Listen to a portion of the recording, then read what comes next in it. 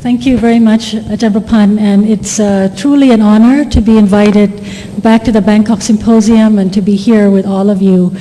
I'd like to spend the next 20 minutes to share with you some information about acute HIV infection and its treatment and its relevant to HIV cure in children and in adults.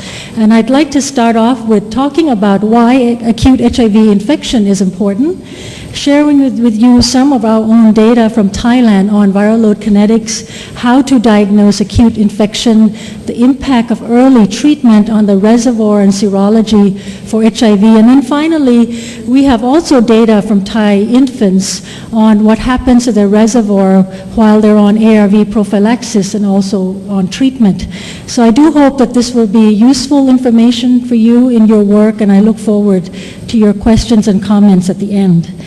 So why is acute HIV important? And here when we talk about acute HIV infection, we generally mean about the first 4 weeks of infection. And you can see here, this graph shows the days following transmission on the x-axis. And this period is when viral load rises very rapidly. And it's when we start seeing more and more cells become infected. There's CD4 depletion. CD4s are killed from the gut. The tissues are infected. The immune system is trying so hard to control the virus, and it's getting exhausted, and then the ability to control virus later on is less. And as you know, HIV mutates every single day, and so the number of days that pass that we're not treating our patients, then it evades the immunity.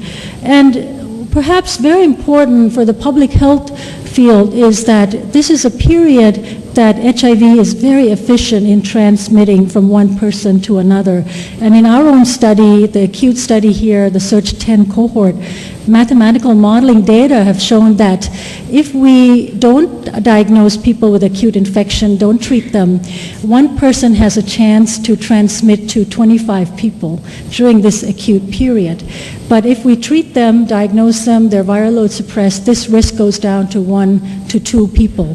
So that, I think, is really important.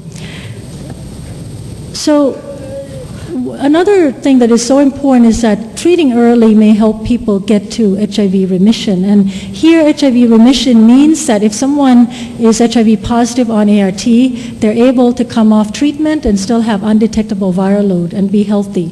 This is a goal that is the near-term goal for the field, and there's another goal that we aspire to, which is HIV eradication, and that means getting rid of every cells that are capable of making HIV. So here is a slide that shows the viral load graph, and the x-axis is time off of treatment or duration of remission. And you can see in the typical patient, the blue line, if someone stops ART, viral load will come back in less than 2 months.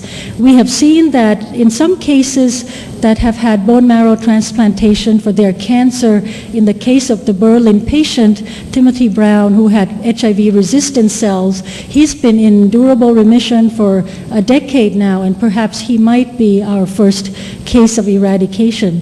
The Boston patients have been in transient remission for a few months, but this is not a treatment we would try for anyone who does not already need transplantation. So another way may be to try to treat very early, and we have seen the Mississippi child who was treated in the first 2 days of life and was in remission for 28 months, and then adults in the Spartek, Visconti, and other cohorts that have been in remission for several years. So you might say, well, the treatment guidelines now say everyone who's diagnosed should be treated anyway, so why is it important to know if someone is in acute infection? I would say it's very important because the urgency of starting treatment is there. If you have an acutely infected person in front of you, you want to start treatment that day or maybe the next day. You don't want them to go back home and come back several weeks later. You now have lost the opportunity to reduce the HIV reservoir significantly, preserve immunity, and prevent transmission. So I'd like to share with you some data of 2 cohorts that are being done here in Thailand by the U.S. Military HIV Research Program and the Thai Red Cross. The left one, RV217, is led by Dr. Merlin Robb, and this is a study in East Africa and Thailand where people who are not yet infected but at high risk of HIV infection, they come in and get finger stick twice weekly for nucleic acid testing. On the right is the search cohort that we do at the Thai Red Cross. We routinely screen samples from clients who walk in to the clinic for acute HIV infection, and you've seen here that we have screened over 200,000 samples so far, and we have over 400 people in the study. So in the RV217 study, this is for the first time we're able to see what the viral load kinetics in acute HIV infection is. So the x-axis here is days from the first viral load that is positive, and the y-axis is the viral load, and each line represents a patient. You can see that as soon as viral load becomes detectable in the blood, the viral load rises very fast. Within 13 days, it hits its peak, which is in the millions copies per mil, and then just 2 days after the peak, the HIV antibody becomes positive. And then the viral load set point happens very early too. By a month or 40 days, people come down to set point, and where the set point is has been shown in previous studies that determines disease progression. So immediately this shows us how dynamic this period is. So how about symptoms during acute infection? And when the viral load is rising very fast, hitting its peak, that's when we generally see people with symptoms. And so I'd like to share with you some data from Thai people who we have enrolled in our study. These are about 400 people who have acute infection, and almost 80% display some symptoms of acute retroviral syndrome. And the most common symptoms are the systemic symptoms of fever, myalgia, headache. We see quite a bit of sore throat. 2/3 of the people had sore throat, some have oral ulcer. You can see GI symptoms are also quite common. What was not so common was adenopathy, and I used to learn that this was the hallmark of acute retroviral syndrome, and this may be something that is different in Thai people. I see many of you taking pictures. I'm giving all the slides to be put on the website, so don't worry, okay? And you can also email me, I'll send them to you too. So how do we diagnose acute infection in the SEARCH-10 study?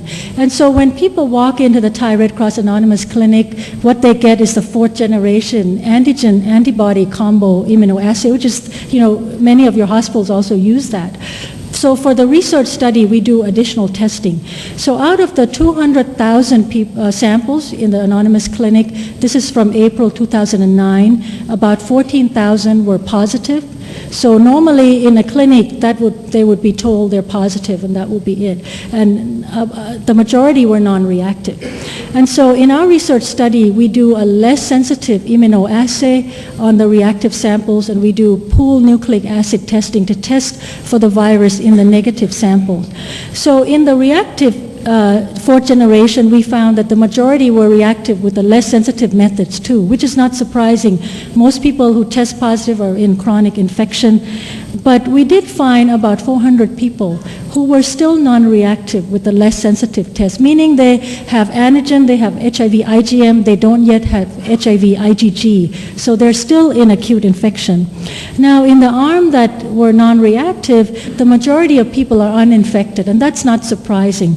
But we did find 100 or so people who had nucleic acid positive, so they are in the very, very early stages of acute infection. They have not yet developed HIV antibody. So what if you were in a setting where you don't have nucleic acid testing, which is most settings? How can you identify acute infection? I would say very important to have high suspicion for infection.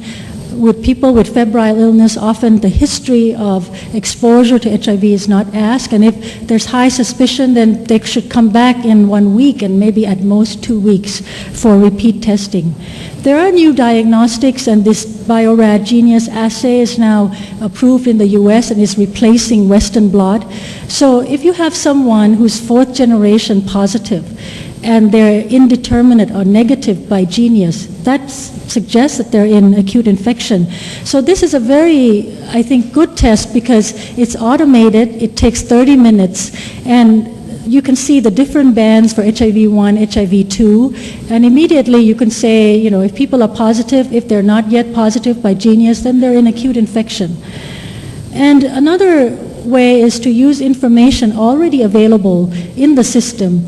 So if you see someone with discrepancy between results of the sensitive and the less sensitive test, that suggests acute infection. Also, the fourth generation immunoassay that we all do, the lab has values that normally they don't report, but we can ask for, which is signal to cutoff ratio. And so here are data that have been published showing that using the Architect fourth generation immunoassay and looking at the signal cutoff ratio in people who are negative, people in acute infection, and people in chronic infection, there's quite a difference. So if you have someone who is non-reactive by the HIV rapid test, so that's a less sensitive test, plus having a signal to cutoff ratio that is very high, that suggests that they may be in acute infection, and you would need to confirm with a viral load or other testing. And if they have an SEO that is positive but a previous test that is negative, that also suggests that they might be an acute infection. So I think that the field now is pushing towards, if there's any inkling at all that someone might have acute infection, you start treatment that day and then do viral load and wait for the results. And if someone is truly in acute infection, they have received early treatment. If they don't have HIV infection, they come off ART. And ART is being used in PrEP and PEP, and I think it has shown quite good safety profile. So that's another approach that might be taken, I think, in the future. So what is the impact of early treatment? I'd like to show you some data from our search cohort. So we use, generally the regimen that we use is tenofovir, FTC, 3TC, and efavirenz, and for a period of time we were also randomizing people to adding raltegravir, which is an integrase inhibitor, and maraviroc, which is an entry inhibitor for the first 24 weeks. So here's the viral load on the y-axis, the x-axis showing from screening to 3 years. You can see that the viral suppression in our cohort is very good. The difference between two regimens is not so much in the long run, but in the initial period, people who got raltegravir had a much faster decline in the viral load. It took 55 days to get to viral load undetectability with raltegravir, and it took double that if we did not have raltegravir. Now, we don't know yet if this is really going to have significant benefit in terms of prevention and treatment, but it may, because having viral load decline so fast early on may help with prevention and may help with treatment as well, but that's something we have to study more. Now, we have also looked at the reservoir size, so basically how many infected cells in the body by looking at total HIV DNA in the peripheral blood mononuclear cells. And here we compare data from the RV217 Thai people who did not at that time receive treatment in the blue line, and the red line are the Thais who got treatment as part of Search 10. So you can see when they enroll about 2 to 4 weeks following onset of infection, and the arm that didn't get treated, the reservoir size, the infected cell number, increased significantly, very rapidly, and doesn't come down that much, and sets the stage for the amount of cells infected in chronic infection. In fact, the difference is very apparent very early, 20-fold difference in the total HIV DNA, and 300-fold difference by 3 years. So I think it's so important that if we have the opportunity to diagnose someone with acute infection, we should try our best to start treatment as soon as possible. So another thing that I think is a true benefit for people, especially in Thailand, where stigma of being HIV positive is quite significant, in that people who get treatment very, very early, within the first 2 weeks before they even seroconvert, they remain seronegative for a very long time.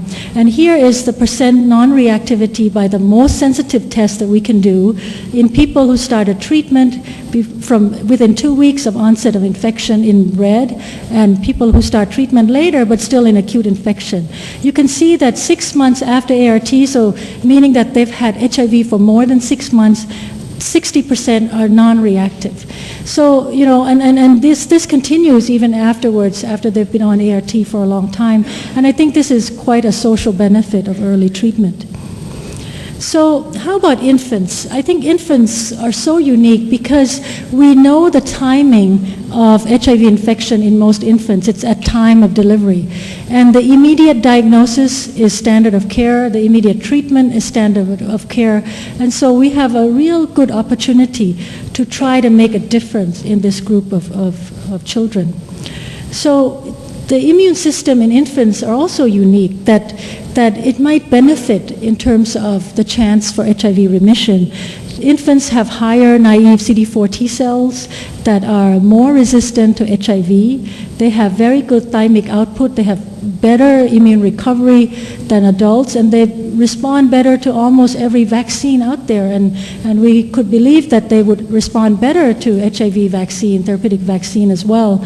They have less immune activation, which is beneficial, because they also have, in terms of B cell and the typical CD8 T cells that are still in development, that might put less pressure on the immune system, and they might have less immune escape. Their cells are less able to respond to new antigens. So these are data comparing our Thai early treated infants and the Thai early treated adults. And you can see here, this is the percentage of CD4 T cells, comparing naive CD4 T cells that are more resistant to HIV. The infants have much, much higher naive CD4 T cells, and they have lower central memory CD4 T cells that are target for HIV. So this may be a very favorable profile for infants compared to early treated adults.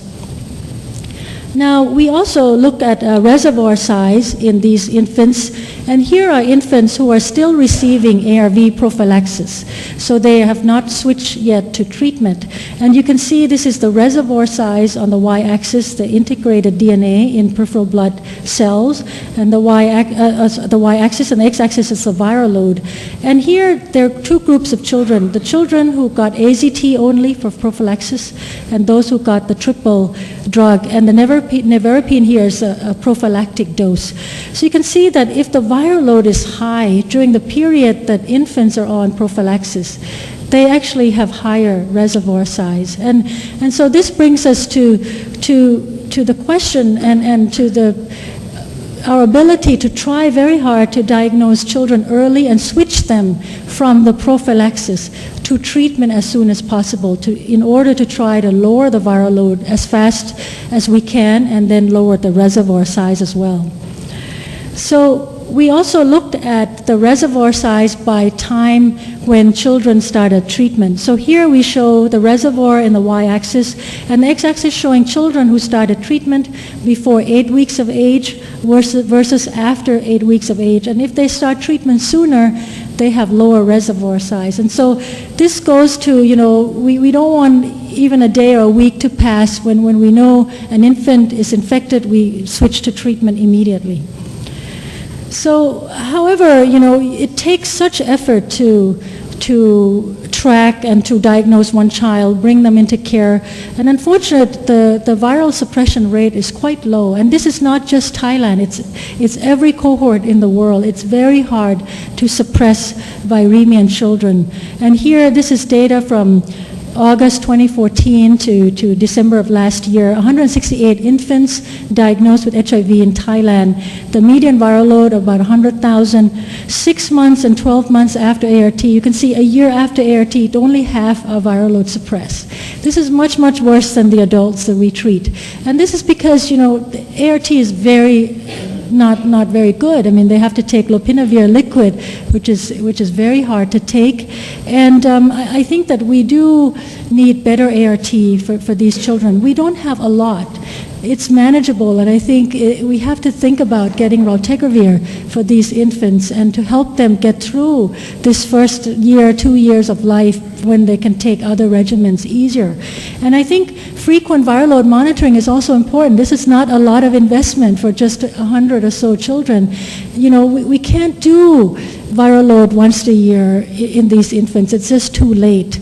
And then psychosocial adherence support is so important. I mean, these children are born to teenage mothers in social situations that are not ideal. And I think that we have the opportunity to really impact their lives, that we can help them a little bit more. So I'd like to conclude that acute HIV infection treatment, the earlier the better. We see reduced reservoir, preserved immunity. We can prevent onward transmission. And this morning you'll hear talks that are very, very relevant to HIV remission and cure. You'll hear talks about strategies towards cure, tissue reservoir, opportunistic infection, immunity. What do we do if people start treatment late? And why do people join and not join cure trials? And so I do hope that you stay for the whole morning and hear all these talks.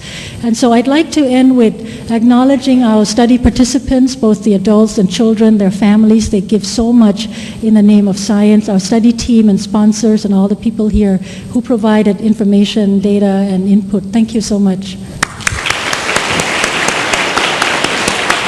Thank you very much, Dr. Jintanat. This is the first time for the whole meeting here that we can finish on time, and we have some 10 minutes or so for questions and answers. Before anyone come up to ask any questions, I forgot to mention that next month Dr. Jintanat will be the plenary speaker at CROI, which is the highest achievement for any scientist to speak in the plenary in CROI, because Jintanat has been speaking in several meetings organized by IAS, World AIDS Conference, IAS Pathogenesis, and then now move up to the CROI level. So it's our great achievement for Thailand as a whole. And then, thank you. Okay, so please entertain some questions from the floor.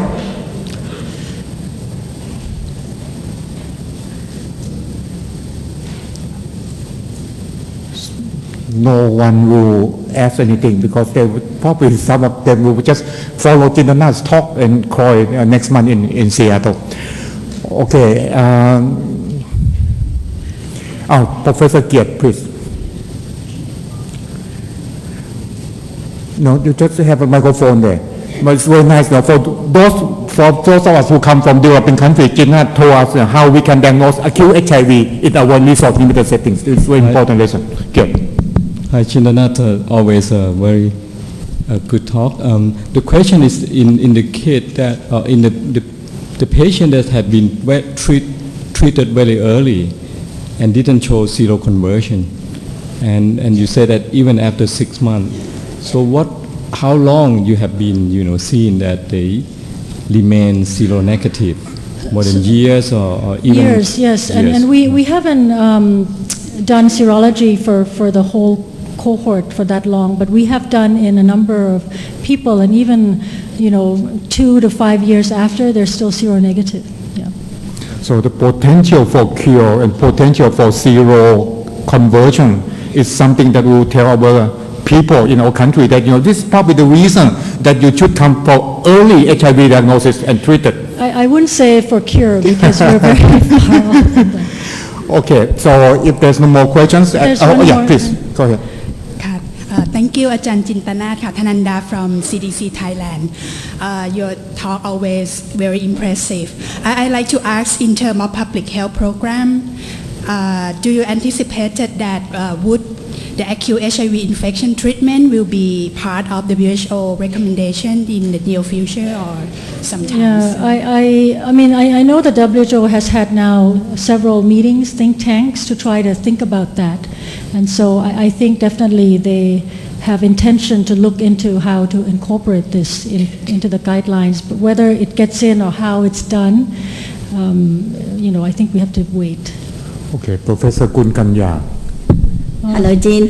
Excellent talk. This is your gift. I wear it everywhere. That's beautiful and shining on you. So thank you for excellent talk always. My question is regarding the reservoir in the newborn babies. People try to use more drugs, more than lopinavir. You see, the problems not just that we cannot initiate treatment as early as we want by several reasons, but also would that be something that you would anticipate to be maybe starting in babies first, maybe for drugs, initially, as we know that there might be some NNRTI resistance in the mothers. Recently, as we treat for all, mothers are likely, to have higher rate of primary drug resistance. Infected newborn babies who are receiving NNRTI prophylaxis regimen during pregnancy and become infected, breakthrough infected, then probably NNRTI resistant somehow, and nevirapine wouldn't be a good choice. And is there anything that you think maybe would relevant? But again, they might have got wild type virus anyway. So, in some of the protocols, they suggest ACT, 3TC, nevirapine, and lopinavir, 4 drugs altogether. How do you think, as the initial regimen for babies, or even raltegravir in the future, which I think is going to be a long time, but maybe they'll raltegravir first or something like that. Do you think bigger or more drugs to put into the routine regimen would be better? Yeah, I don't know. I mean, I know the Europeans are, they normally start 4 drugs in babies.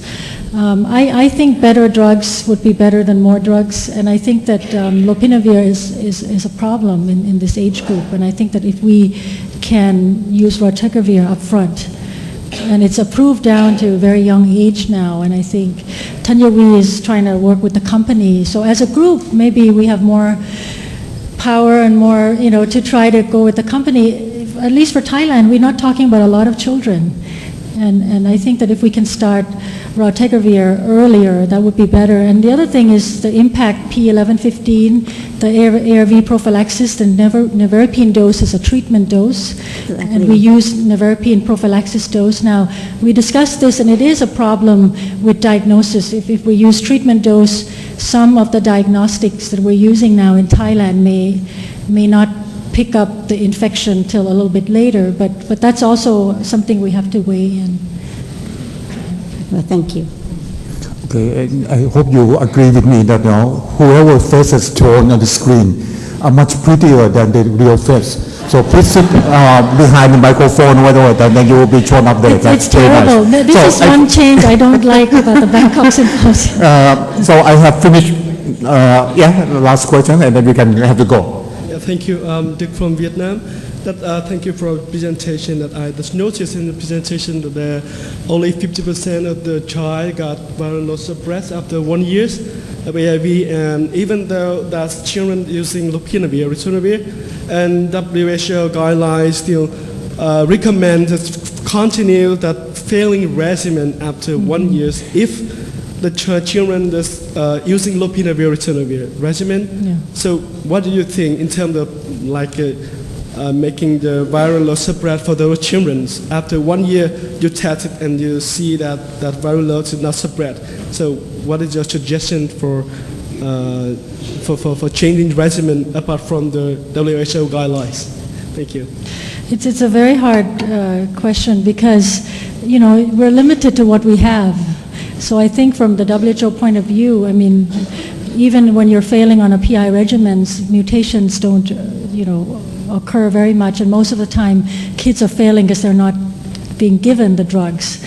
And so, if I don't know what else you have in your country, but if you are able to test for resistance at the initial outset, or there's samples stored, and you determine that the child doesn't have NNRTI resistance, then if they're not taking lopinavir at all, then that might be an option. But that's also not a great option, but it depends on what you have. Yeah, so you have any long-term data on just how long that you keep that regimen to help the children get virus suppression? In how long? 1 year, 2 years, 3 years, or more? You have any data on that one? I mean, other people have shown that you can, with better support and regimen, you can suppress children with HIV. I mean, infants with high viral load, it's possible. But in our cohort, we don't have that data yet. Thank you. Thank you. Okay, thank you very much, Dr. Jintanat.